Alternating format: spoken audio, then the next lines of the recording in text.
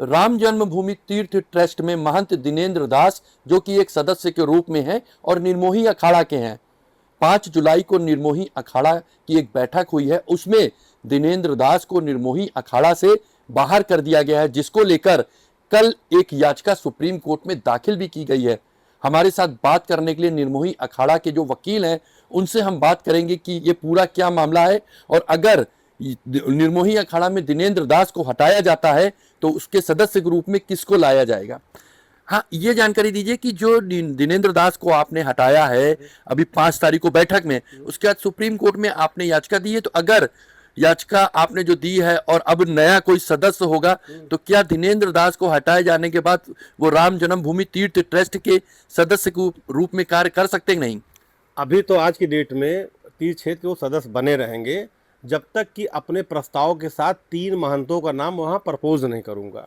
अभी जो मेरी कल की पिटीशन जो लगी है माननीय सुप्रीम कोर्ट में, वो इस बात के लिए लगी है कि हमको कहा गया था कि एप्रोप्रिएट रिप्रेजेंटेशन यानी उचित प्रतिनिधित्व दिया जाएगा। तो मेरी मांग ऑनरेबल सुप्रीम कोर्ट से है, जो 8 पॉइंट हमने डिमांड किए वहाँ पे हैं, उसमें से यह है कि हमारे कम से कम 3 वहाँ पे महंत ट्रस्ट में लिए जाएँ। एक बात। दूसरी बात, हमारी जो पिटीशन है वो उसमें मांग किया गया है कि फोरेंसिक ऑडिट किया जाए इसका। तीसरी मांग की गई है 5/1/50 और 16/2/82 को वहाँ कुर्की हुई थी इनर एंड आउटर कोर्टयार्ड की। उसके जो आइटम्स थे, जो भगवान जी थे, उनको वहाँ स्थापित किया जाए। अगर वो वहाँ ना कर पाए तो हमको दे दें, हम पूजा करेंगे।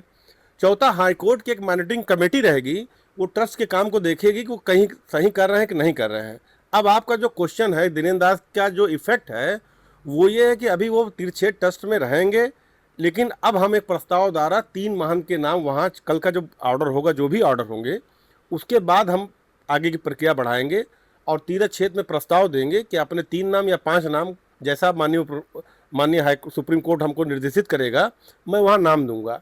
तो ये आप जान लीजिए कि दिनेंद्र दास को लेकर कोई मुकदमा नहीं किया गया। उनको 5 जुलाई 2026 से नई दिल्ली में बैठक में निर्मोही अखाड़ा के पंचों ने कतिपय आरोप लगाए और उस आरोप के तहत अकॉर्डिंग टू लॉ, जो हमारा नियमावली है 19 मार्च 49 की निर्मोही अखाड़ा की, उसके तहत उनको एक्सपेल कर दिया गया है। तो अब अगर उनको आपने एक्सपेल कर दिया है, तो क्या लगता है कि राम जन्मभूमि तीर्थ में जिसकी भी आप नाम का प्रस्ताव करेंगे, क्या उनको निर्मोही अखाड़ा से उनको राम जन्मभूमि तीर्थ ट्रस्ट में सदस्य के रूप में लिया जाएगा? जी जी जी, उनके ट्रस्ट डीड में बालार्ज में है कि 11 नंबर पे जो निर्मोही अखाड़ा के महंत हैं, कभी वो दिवालिया हो जाए, पागल हो जाए, या डेथ हो जाए, या इस्तीफा दे दें, तो उनके जगह 3 नाम का प्रपोजल निर्मोही अखाड़ा से जाएगा। उस तीन नामों पे उन लोगों का विचार होगा और एक वोट पड़ेगा और उस वोट के कोरम से वहाँ पे वो आदमी नॉमिनेट हो जाएगा। ये हमारी वीटो पावर वहाँ पे हमको है। तो ये हमको इस तरह से अधिकार प्राप्त होंगे। 3 नाम मैं दूंगा। अगर सुप्रीम कोर्ट कहता कि नहीं 5 इनके रहेंगे मेंबर, तो मैं 5 नाम दूंगा वहाँ पे। जिस तरीके से चोरी का पूरा मामला सामने आया, जिसके बाद लगातार कार्रवाई चल रही है, लोगों की गिरफ्तारी भी हो रही है, लोगों का इस्तीफा भी ले लिया गया है, अब उसी बीच में जब दिनेंद्र दास जी को ऊपर सारी जिम्मेदारी सौंपी गई, तो निर्मोही अखाड़ा इतना बड़ा फैसला लेने जा रहा है, तो आपको क्या लगता है ये पूरा फैसला जो राम मंदिर में चोरी और व्यवस्थाएं थी उसको लेकर लिया गया? नहीं, अगर आप मेरी पिटीशन देंगे जो अभी सुप्रीम कोर्ट में दाखिल हुई कल है, उसमें सारे एनेक्चर्स लगे हैं। उसमें जो हमारा प्रस्ताव पार हुआ वो 2021 में 2 बार इनको हटाने का प्रस्ताव हो चुका था। 22 में प्रस्ताव हुआ, क्योंकि बीच में कोविड-19 आ गया था, इस कारण से इसका इम्प्लीमेंटेशन नहीं किया गया। फिर 2024 में होता है कि उद्घाटन होना है, तो धैर्य रखा गया कि रहने दो भी, लेकिन ये बार बार अगेंस्ट अखाड़ा काम कर रहे थे, उदासीन थे, लोगों को तवज्जो नहीं दे रहे थे, मिल नहीं रहे थे, और जो हमारा नियमावली है 49 की, उसके खिलाफ काम कर रहे थे, इसलिए इनको हटाया गया इस चीज को है। तो अभी तक में आपके पास जो निर्मोही अखाड़ा के जो महंत, संत और सरपंच है, कितने लोगों का आपके पास प्रस्ताव आ चुका है? हमारे पास जितने हमारे पंचगढ़ हैं, दिनेंद्र दास जी को छोड़कर सारे पंचगढ़ असंतुष्ट हैं।